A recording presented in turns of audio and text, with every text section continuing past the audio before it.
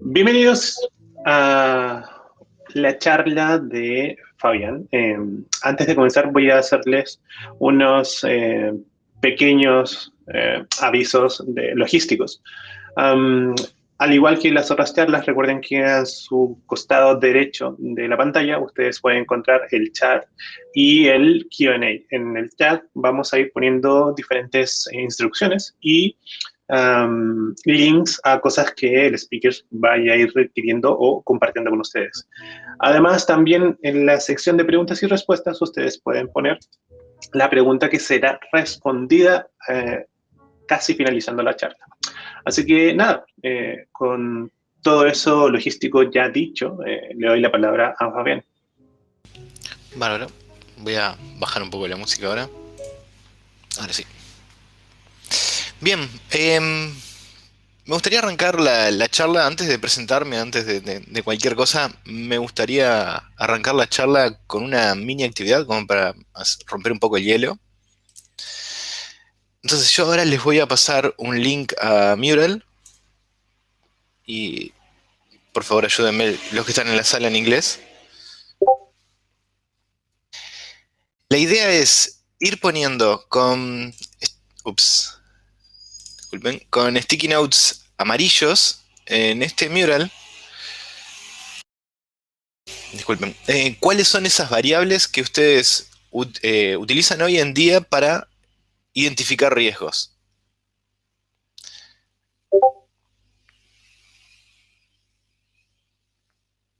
Voy a dar un par de minutos para que puedan acceder y continuamos.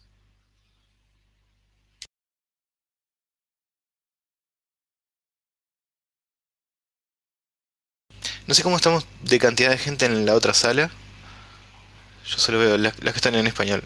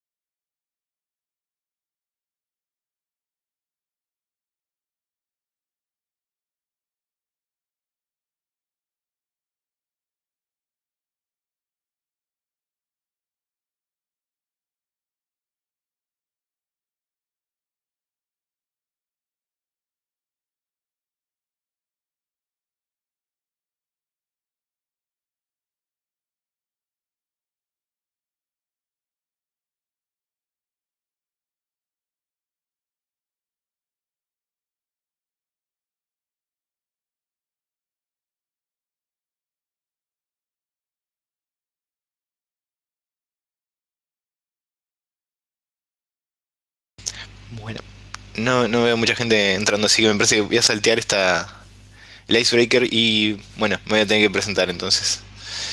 Al final de la conversación, al final de la presentación, voy a volver a charlar sobre esto. Mi idea era romper un poco el hielo y entender tener una primera idea de lo que ustedes evalúan a la hora de gestionar riesgos. Y al final después de la charla vamos a ver si algo cambió y si hay otras cosas que se les ocurra que pueden empezar a validar. Mi nombre es Fabián Boselanian Raiz, soy Team Agilist en Globant, ingeniero de sistemas por la Universidad DORT de Uruguay, soy uruguayo. También el año pasado hice el Professional Agile Coach y lo traigo a colación porque justamente esta charla va a explicar cómo llegué a eso y por qué se me ocurrió. Soy padre de Agustín, soy un entusiasta de la tecnología, me encanta estar probando todo tipo de cosas nuevas, todo lo que sale, me encantaría tener absolutamente todas las cosas nuevas que salen. Bueno, no siempre da el dinero, así que se hace lo que se puede. Y además soy esgrimista.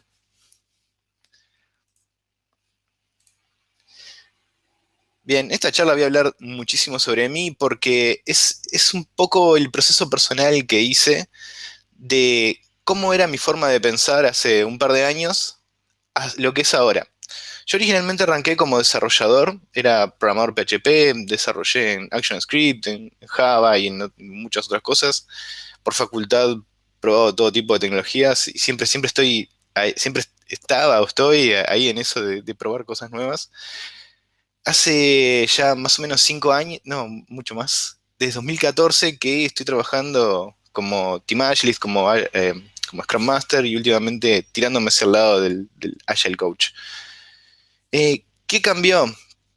Hace 3 años más o menos arranqué mi proyecto de grado en la universidad, en el cual hicimos una simulación en realidad virtual sobre el sistema inmunológico humano.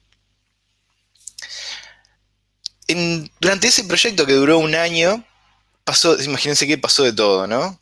Eh, bien, me distraje con el chat, perdón.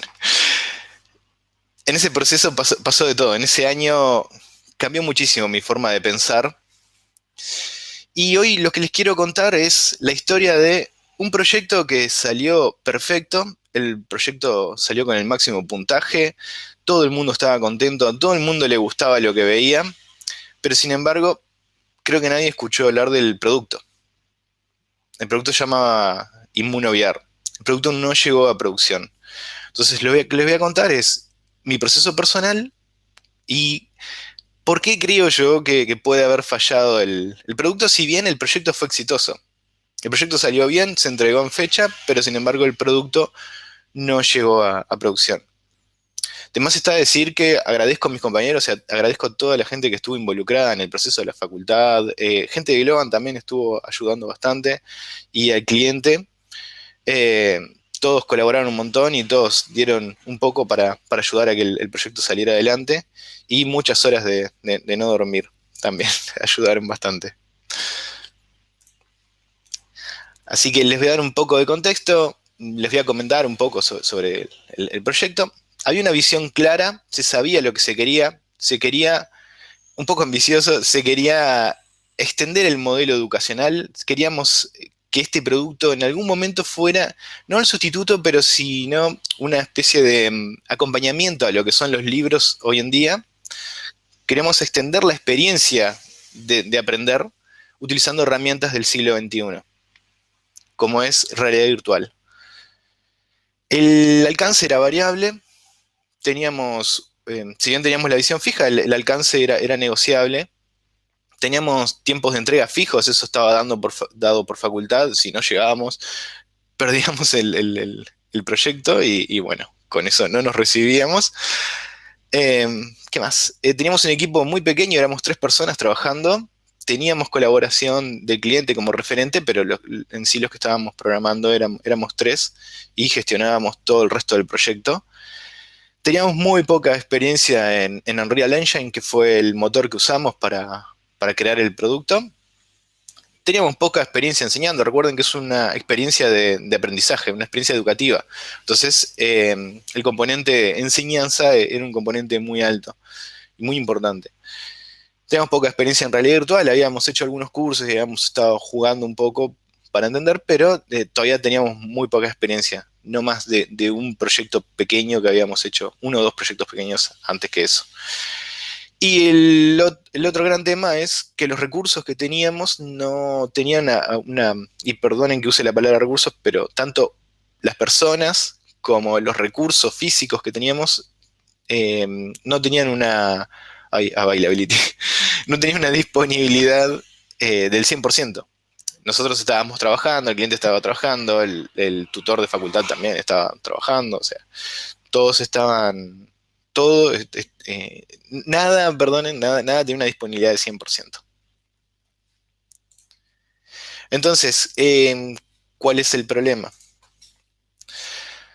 Teníamos un proyecto muy ambicioso, el proyecto era extremadamente ambicioso. Queríamos enseñar sobre cómo reacciona el cuerpo humano ante un agente externo, ante un virus, ante una bacteria. Queríamos enseñarlo usando realidad virtual, algo que no había mucho en esa época. Habían algunos proyectos, sí.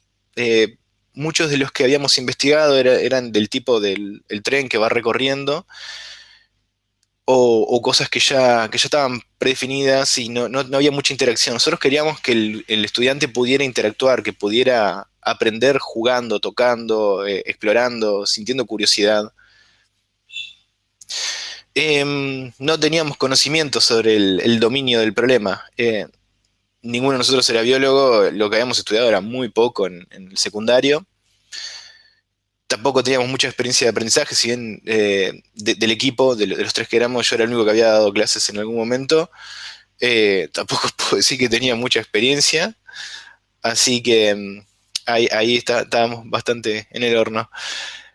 Teníamos fecha de entrega, teníamos un año para trabajar y en el medio la facultad iba pidiendo que mostráramos avances, iba, tanto en documentación como en el producto mismo.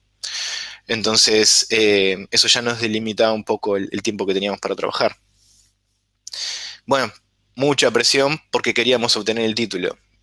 Nos queríamos recibir, ya veníamos cansados de muchos años de estudio, entonces estábamos ansiosos por terminar la carrera y recibirnos. También nos faltaba mucho de conocimiento de la tecnología. Si bien algo habíamos estado practicando antes en otras materias o proyectos personales, de todas formas, igual nos faltaba conocimiento. Es muy desafiante trabajar con realidad virtual, muy desafiante. Y más para lo que contábamos en aquella época. En aquella época teníamos que trabajar con el Samsung Gear, que era un teléfono Samsung puesto por sobre los lentes de realidad virtual, y eso venía con muchísimas limitaciones tecnológicas. Y nosotros y lo que uno espera de una experiencia de realidad virtual es sentirse cómodo. Porque donde uno no se sienta cómodo, lo que termina pasando es que se empiezan los mareos, y eso ya empieza a ensuciar esa experiencia y el usuario deja de usarlos. Nosotros necesitamos que el usuario aprenda, entonces debería estar 15, 20 minutos conectado, y si esto le causaba problemas, malestares, era malo. Entonces, ahí necesitábamos saber mucho y teníamos que estar todo el tiempo actualizándonos para tratar de dar lo mejor posible al usuario. Como les dije antes, el equipo, los stakeholders y los recursos físicos no estaban disponibles al 100%. No siempre teníamos los lentes de realidad virtual porque eran del cliente y el cliente a veces los precisaba, entonces casi siempre trataban de hacer el esfuerzo de dejarnos uno por lo menos, pero no siempre estaban disponibles. Entonces, eso podía ser un problema. Aparte éramos tres trabajando, que cada uno estaba trabajando de sus casas. Pre-pandemia ya hacíamos trabajo remoto, pero después nos juntábamos dos por tres para tratar de sincronizar y trabajar juntos. Pero como cada uno estaba estudiando otras materias y teníamos trabajo, nuestras vidas personales, familia que atender, no siempre estábamos juntos, entonces ese un lente que teníamos iba para... Lo tenía uno, después lo tenía el otro y así. Y lo último, pero lo no menos importante y a lo que más voy a terminar enfocando la charla es la motivación del equipo fue en picada. Uno pensaría que se está terminando el proyecto, tendríamos que estar cada vez más motivados. No, empezamos con un hype impresionante. Estábamos súper entusiasmados con lo que estábamos haciendo y eso fue bajando, bajando, bajando. A pesar de que todo venía indicando de que tenía que ser al revés, la realidad es que la motivación fue cayendo.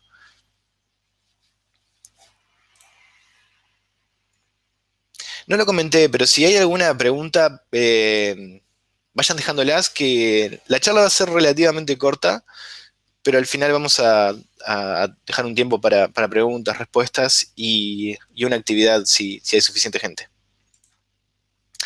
Entonces, ¿cuál fue la solución? No, la mitigación. No solucionamos los problemas, los mitigamos. ¿Qué es lo que hicimos? Desde el día cero empezamos a gestionar riesgos. No tomamos ninguna decisión, absolutamente ninguna decisión apareció en ese proyecto si no era para mitigar un riesgo. Por ejemplo, hoy les contaba, teníamos tiempo fijo, teníamos alcance, bueno, ya me estoy adelantando. Ahora les voy a mostrar algunos ejemplos. ¿Cómo definíamos cada riesgo? Voy a empezar por esto. Cada riesgo lo definíamos con una descripción. Una descripción de ese riesgo, luego un impacto que iba de -1 a 1, donde un riesgo menor a 0 era una debilidad o una amenaza, algo mayor a 0 era una oportunidad o una fortaleza. Entendemos por riesgo algo que se nos puede salir de control.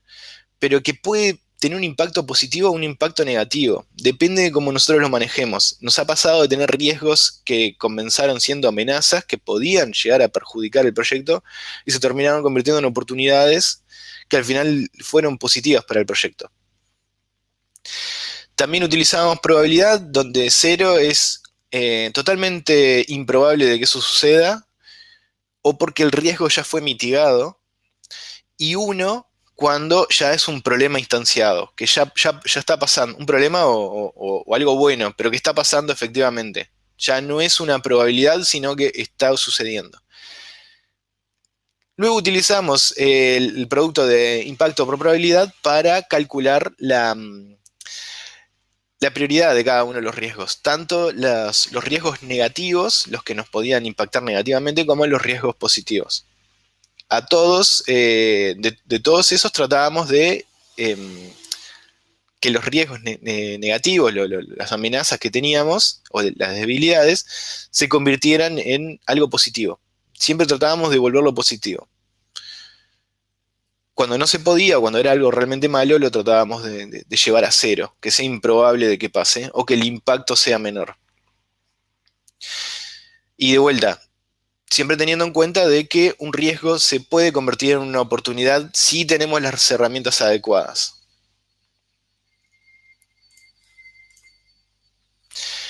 Acá hay algunos ejemplos de decisiones que terminamos tomando basados en los riesgos que teníamos. Teníamos tiempo fijo, teníamos el alcance variable o negociable y mucha incertidumbre. Teníamos incertidumbre de qué era lo que iba a terminar siendo el producto. Sabíamos lo que queríamos, pero no sabíamos cómo. Y tampoco sabíamos cómo iba a reaccionar el usuario a eso. Entonces utilizamos Scrum. Acá un poco de agradecimiento a Andrés Gateño que me ayudó con esto, nos pasaba también que algunas de las definiciones o bien no llegaban en el tiempo adecuado cuando nosotros íbamos a hacer la planificación, o entramos en discusión con el cliente de qué era lo que realmente podía llegar a querer el usuario. Nosotros estábamos todo el tiempo con los lentes puestos y probando la aplicación, y además ya estábamos probando con algunos usuarios, entonces teníamos algunas ideas que podían llegar a funcionar, que creíamos que iban a funcionar, era una intuición. Entonces lo que hicimos fue probar Hypothesis Driven Development con la idea de empezar a tomar el toro por las astas, ¿verdad? Queríamos empezar a definir, empezar a delinear el producto con algunas ideas que íbamos teniendo en base a la experiencia que estábamos ganando en cada iteración. Pero lo tomábamos como una hipótesis. Creemos que esto le puede llegar a gustar al usuario. Y en base a eso lo creábamos, lo programamos y luego lo validábamos con algún usuario efectivamente. Si esa hipótesis era incorrecta, el código se iba para atrás, y si era correcta, seguía para adelante. Así descartamos un montón de cosas y así también pudimos avanzar mucho más rápido con otras. Era muy importante probar con los usuarios. De vuelta, queríamos confort en los usuarios, queríamos que entendieran una lección. Entonces, íbamos y lo probábamos. ¿Cómo lo probábamos? Les dábamos la simulación para que la probaran y al final le hacíamos como una especie de prueba. Ya la simulación incluso dentro contenía una prueba como para validar conocimientos. Y la realidad es que de haberlo testeado con chicos de 7 años, de 15 para arriba, incluso gente mucho más grande, 20 y pico, al final todos entendían. Era preguntarle cuál es la célula del cuerpo que hace determinada cosa y sabían el nombre. Yo ahora no me las acuerdo realmente. La mente de padre, pero memoria de padre. Pero era increíble cómo un chiquilín de 8 años te decía qué era lo que hacía tal célula y para qué servía, cómo actuaba, el nombre.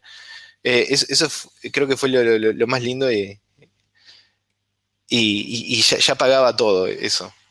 O sea, realmente estaba funcionando, la simulación funcionaba porque las personas estaban aprendiendo con esto. A mí que no me gusta leer libros, me hubiera encantado tener esto cuando era muy chico.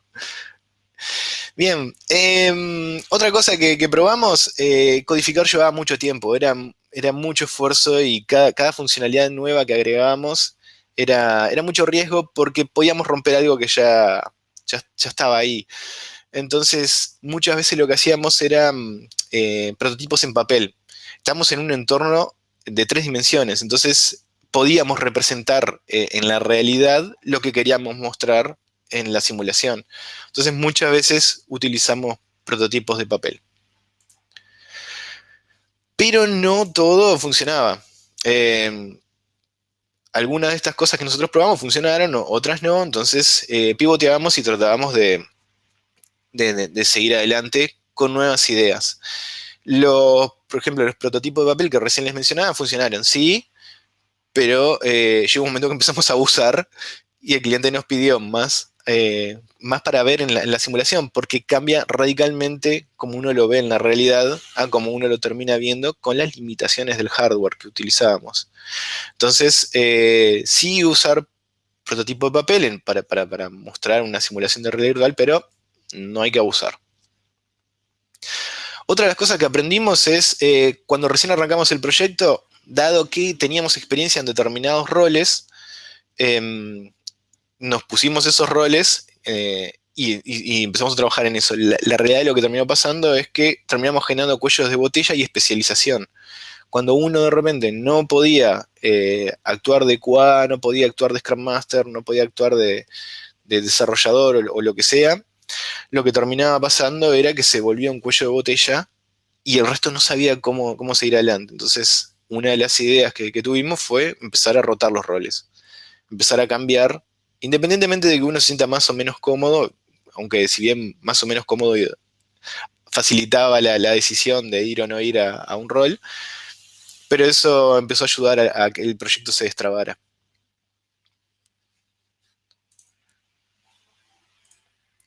Bien, pero de vuelta, hoy mencioné que no todo fue color de rosa. Si bien el proyecto, como les dije, salió y salió con la mejor nota y se me cae una lágrima cada vez que me acuerdo de los correctores diciendo la nota y felicitándonos, que uno pensaría que fue la mejor pegada de su vida, en realidad no todo salió tan bien. Hubieron muchos roces en el medio, muchos conflictos, muchos errores. Cosas del estilo de se rompió el código antes de una demo y la reacción que hubo no fue para nada linda. Pero, ¿cómo hicimos para sobrevivir? Nos apoyamos muchísimo en el factor humano y siempre hubo un tercero, siempre estuvo ahí dando vueltas a alguien. Muchas veces era el cliente, muchas veces era casi siempre era el tutor, que estuvo coacheándonos y nos ayudaba a tratar de entender y desenvolver ese conflicto, de hacer esa escalera de inferencias y descubrir a ver qué era lo que realmente estaba pasando con el equipo. Y hasta ese momento, yo que me consideraba como líder en el equipo por la experiencia y era re crack y todo, la realidad es que me di cuenta de que la estaba pifiando feo, pero me di cuenta muy tarde, me di cuenta un año después, 2 años después, que más o menos. Hasta ahí yo creía que cuando un equipo empezaba a fallar, tenía que aparecer un ninja, agarrar al equipo, ponérselo al hombro y empezar a cinchar. O como de repente en un equipo de rugby todos juntos y a taclear. Y hoy en día me doy cuenta que no necesariamente tiene que ser así. Hay momentos y momentos y el equipo va a ir cambiando porque somos humanos y nos pasan cosas. De repente un día nos levantamos súper brillantes y ese día hacemos de todo y al otro día estamos con cero energía porque no pudimos dormir. Uno de mis compañeros tenía un hijo chico, entonces creo que tenía un año en aquella época y ahora que soy padre me doy cuenta de lo difícil que es ser padre. Y ese tipo de cosas van a influenciar, van a cambiar la performance del equipo, no es lo mismo. Entonces, algo que me di cuenta, pero ya fue muy tarde para cuando me di cuenta, porque el proyecto ya no existía, y es que hay que acompañar al equipo. Y el equipo va a tener sus altibajos. Por eso el rol del Agile Coach, o de un coach en general, es súper importante. El rol del coach del estilo deportivo puede ser bueno a veces. Mismo yo ahora que practico esgrima me doy cuenta. A veces el equipo sí necesita que lo agarre, lo empiece a cinchar porque está vago, no quieren entrenar, pero eso a la larga sabemos que va a ser malo. Pero cuando estamos trabajando en algo más creativo, es súper importante. E incluso pensando en el coach deportivo, todos los atletas de alta performance tienen un psicólogo dando vueltas por ahí. No es que viene el coach y los presiona para que den lo mejor, sino que además tienen todo un equipo atrás, médicos, deportólogos, nutricionistas, o sea, hay un montón de gente más. No es que el técnico o el coach deportivo está solamente presionando, no, hay un equipo más de gente que tiene en cuenta el factor humano. Y hasta ahí creo que fue ese error que tuve yo, de creer que al equipo había que cincharlo, que cuando se empezaban a quedar, los tenías que ir a empujar o los tenías que cinchar, para que adopten determinada metodología, para que le metan, para que no se queden, para que den lo mejor de sí. Y otro error súper grave es creer que todos van a dar lo mismo que uno. Porque incluso yo en algún momento me fui quedando. Y en esos momentos también debería de esperar de que el equipo venga y me apoye, me acompañe. Entonces, no es yo empujando el equipo, no es yo cinchando el equipo, sino que la enseñanza debería ser otra, es todos como un equipo y siempre alguien dando vueltas por ahí para tratar de ayudarnos a resolver estos conflictos que van sucediendo. Entonces, resumiendo un poco lo que mencionaba hasta acá, empujar o pushear al equipo, perdón, dije lo mismo, cinchar o empujar al equipo resultó, ahí veo un error, resultó en un equipo, en un proyecto exitoso, pero, y que todo el mundo contento con los resultados, pero de vuelta el producto no llegó a producción. Entonces vamos a ver qué fue lo que pudo haber pasado.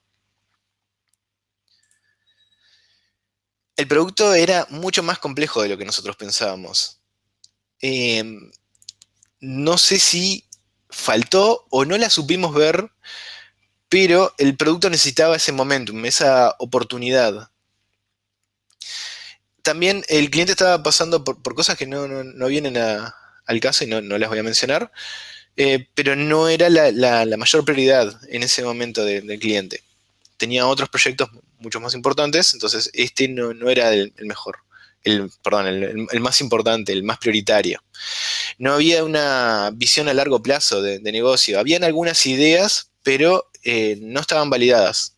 Sabíamos que a la gente le gustaba, pero hasta ese momento nunca habíamos validado si realmente alguien estaba dispuesto a pagar y cuánto estaban dispuestos a pagar. Y por último, necesitaba un equipo motivado, ¿no? Esa es otra gran variable para que esto hubiera salido adelante. Todas esas cosas en algún momento fallaron e hicieron que ese producto no saliera adelante.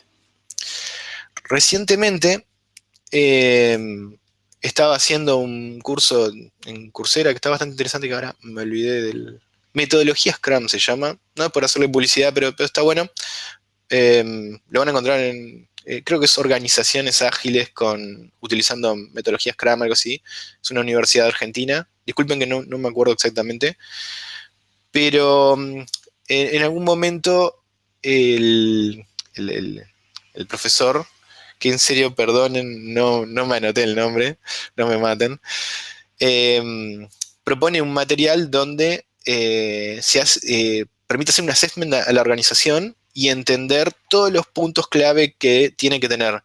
Estrategia, innovación, y no me acuerdo absolutamente todos, pero propone una matriz y después hace un checklist con todo eso.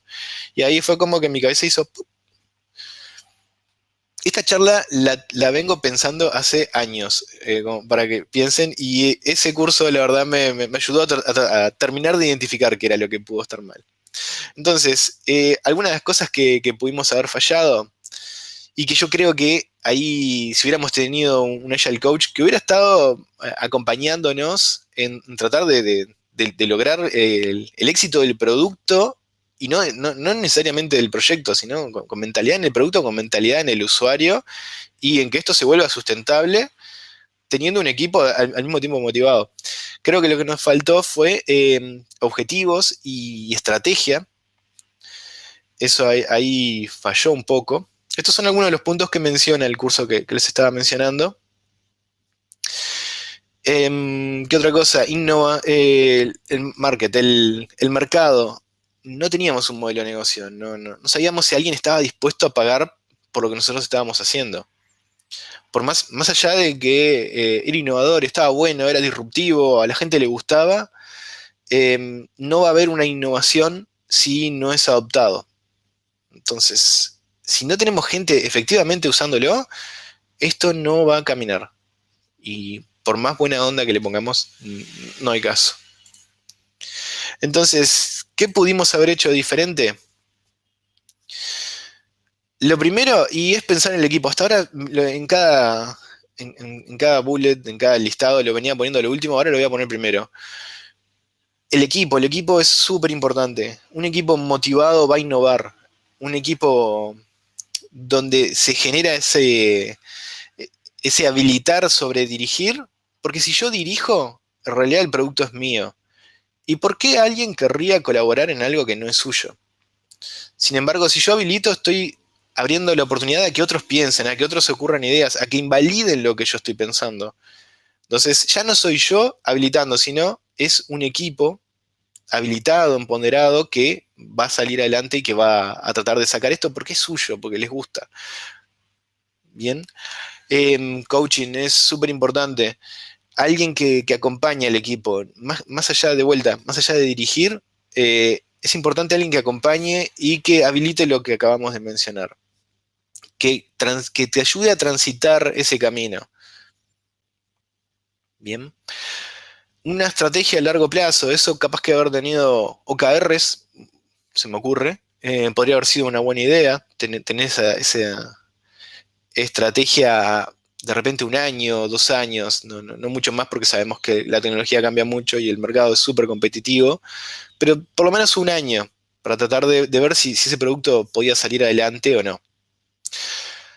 Y validar el mercado. Nosotros habíamos dicho que este producto estaba pensado para, si no recuerdo mal, eran chicos de 14 a 17 años. Sin embargo, nos sorprendimos al momento de probarlo con gente más chica, eh, niños de 8 o 9 años, que les encantó y funcionó. Entonces, ahí podríamos haber encontrado un nuevo segmento de mercado que quizás no tuvimos en cuenta. Bien, ¿cómo me di cuenta de todo esto? Terminó el proyecto, yo tenía la idea de, bueno, me rompí el lomo, tuve que andar empujando el equipo, ¿por qué no quisieron hacer todo esto? Yo los tuve que estar empujando, no fue así. Ellos también le remetieron y ese estilo de pensar, esa forma de pensar, la verdad, hoy me doy cuenta que estuvo bastante errada, pero me costó un par de años.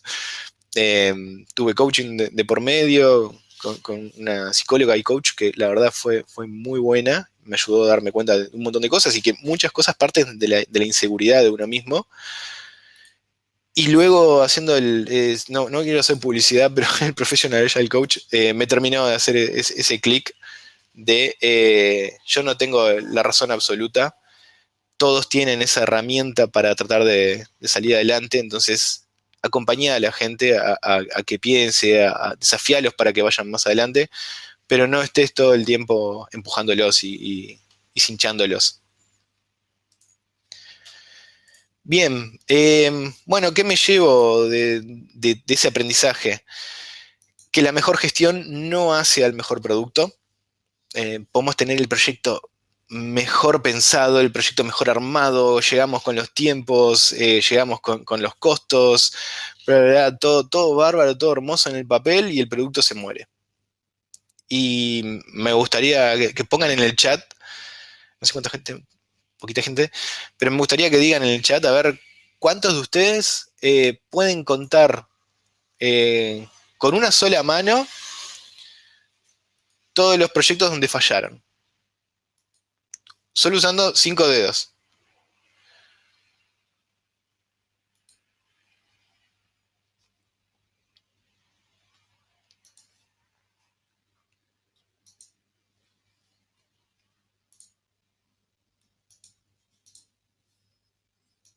Bueno, Facu, sí, podés contar entonces.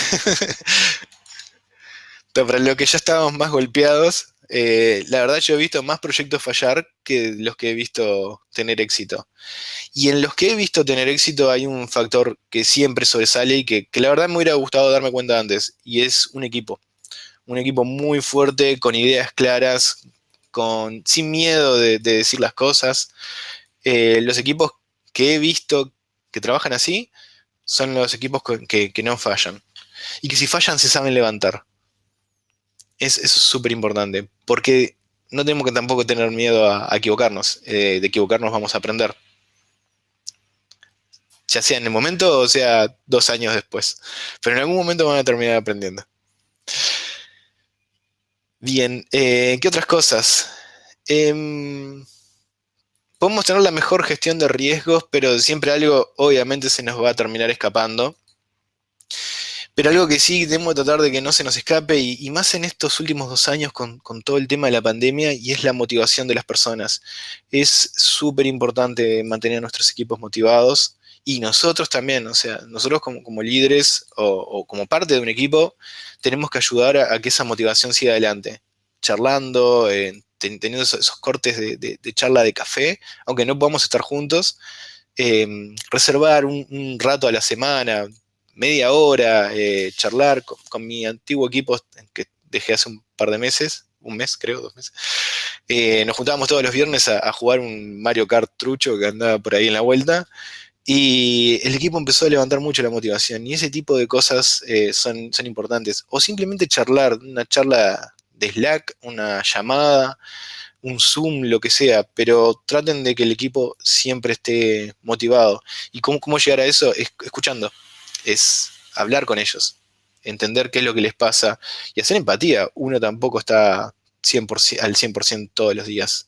Entonces tratar de hacer empatía, no de repente ir y hablarle mal porque no dormí de noche a alguien que te está viniendo con un problema, sino tratar de bajar un poco, escuchar y también hacer entender eso, ¿no? Mirá, hoy la verdad estuve un poco mal, te voy a escuchar, pero capaz que no encontrás mi mejor disposición hoy. Te sirve igual, querés hablar, pero habiliten eso, no abran ese canal si no están en su mejor momento tampoco, o en un momento donde puedan llegar a habilitar.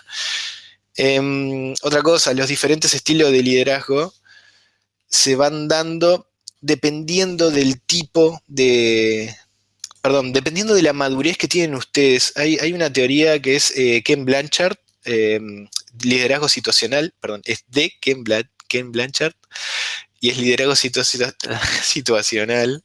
Se me lengua la traba, disculpen. Eh, y habla de la madurez que tiene un líder para con su liderado. Y eso va cambiando. Partimos desde una relación que es totalmente nueva. Cuando yo recién arranco a trabajar con alguien, me voy a orientar más a la tarea. Pero en la medida que yo empiezo que esa relación empieza a ganar confianza de ambos lados, se va delegando un poco más. Y eso no va en la madurez ni va en el seniority, porque puede ser que estén trabajando con un VP de tecnología y ese liderazgo va a ir cambiando igual. Entonces, tengan eso en cuenta, eh, que van a ver, además tengan en cuenta que van a haber altibajos, no siempre la persona va a estar al 100%. Y por último, es un cambio en mi forma de pensar.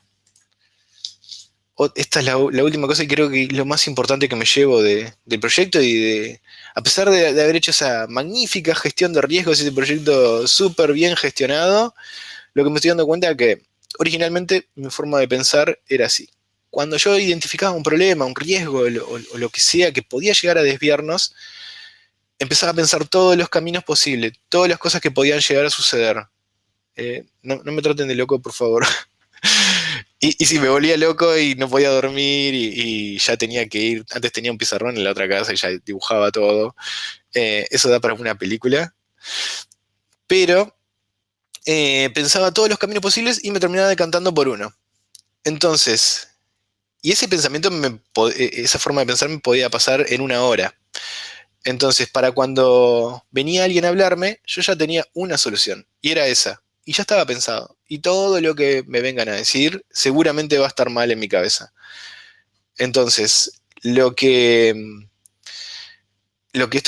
termina pasando es que me cierro, no dejo que el resto hable y bloqueo a los otros. No, no los estoy dejando pensar, no los estoy dejando participar. ¿A qué cambió después de esto? Creo yo que cambió a esto. Lo que están viendo a la derecha es el castillo Pitamilio, es un castillo que está en Montevideo, que fue hecho por un alquimista. Y como ven, hay escaleras que empiezan en algún lugar, pero no terminan en ningún lado. No es que acá se cayó la escalera, esto fue hecho así a propósito. Escaleras que empiezan y terminan contra una pared, que no van a ningún lado. Y eso es un poco la forma de pensar que tengo hoy en día. No todos los caminos me van a llevar a algún lado, hay ideas que no van a funcionar, hay ideas que cuando las empiezo a validar veo que hay una pared y ya no, pero la diferencia es que las construyo o intento construirlas en equipo. Y eso ayuda mucho más a que esas ideas se conviertan en acciones y las acciones en innovación. Ese trabajo en equipo, esa forma de pensar entre todos y no solo yo construyendo estos ríos que desembocan en uno solo. Porque al final termina siendo el esfuerzo de uno y ahí no va a haber innovación seguro. Sin embargo, miren qué lindo que es este castillo. Aunque esta persona lo construyó solo, igual no, capaz que no es el mejor ejemplo. Entonces, ahora tenemos mucha más gente. Les voy a compartir como para hacer un checkout. Y no sé si ya tienen dudas, pueden ir tirándolas en la sección de preguntas y respuestas. Les voy a volver a compartir este mural. Un segundo, creo que ya lo había pegado acá. Sí. Me gustaría que pongan, utilizando un sticky note amarillo, cuáles son esas variables que usualmente tienen en cuenta a la hora de gestionar riesgos y un sticky note celeste, aquellas que van a empezar a tener en cuenta a partir de esta charla.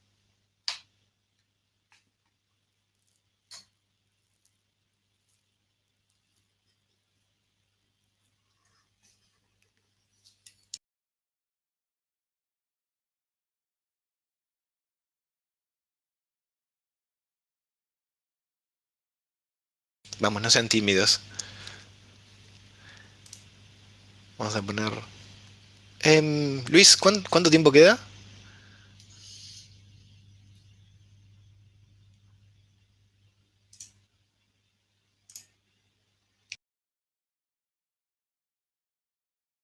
Ah, está. Voy a poner 5 minutos como para que vayan pensando.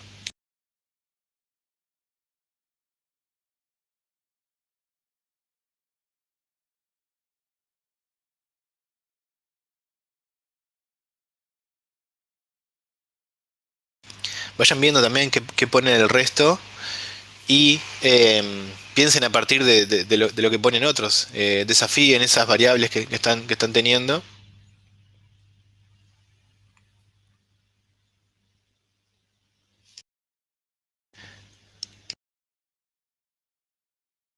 Y por las dudas, para agregar sticky notes, si van a la izquierda, en este botón, ahí pueden agregar uno. O simplemente dando doble clic al lado de otro sticky note, también les permite.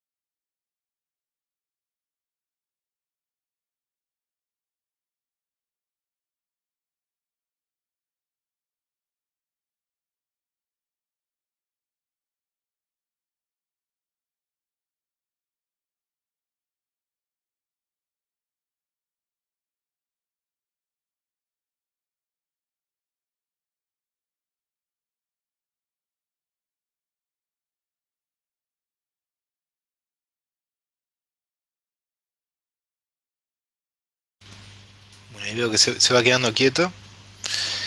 Alguna de las cosas que utilizan hoy en día, el último momento responsable para accionar. ¿Cómo sería eso un riesgo? ¿O cómo lo ven como un atributo? Si quieren hablar, creo que se puede dar. Se puede, no sé quién fue que le puso.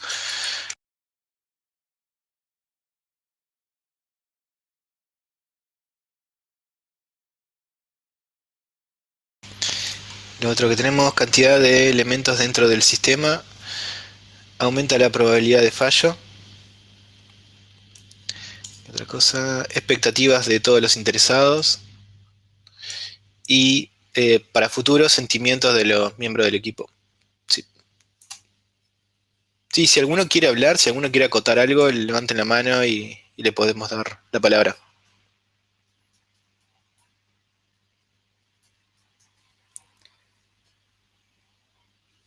A ver. Felo, Ahí estoy, ¿no? ahí estás. Genial. Estamos ahí, ¿no? Conociendo la herramienta. Sí, anda practicando. Sí, no, está bueno. Justo pasó una moto. Yo justo puse ese de las expectativas. Para mí es uno de los que yo al menos siempre pongo más en visible, porque también siento que a veces no es tan fácil de verlo claro. Y nada, y para mí sin dudas es el éxito y fracaso de un emprendimiento, digamos, ¿no? O sea, es un proyecto, un producto, lo que sea. Es todo un tema. Bien. ¿Alguno más que quiera comentar? Gracias, Eh, Felo. no, quería un comentario nomás. Éxitos hoy. Gracias. No sé cómo. Ahí está. Bueno, vamos llegando al final entonces. Y vamos a dejar algo de tiempo también para que si hay otra charla. Les dejo algunos links. Pueden sacar capturas si quieren o vayan copiándolos. En AboutMe pueden encontrar todos los links, todos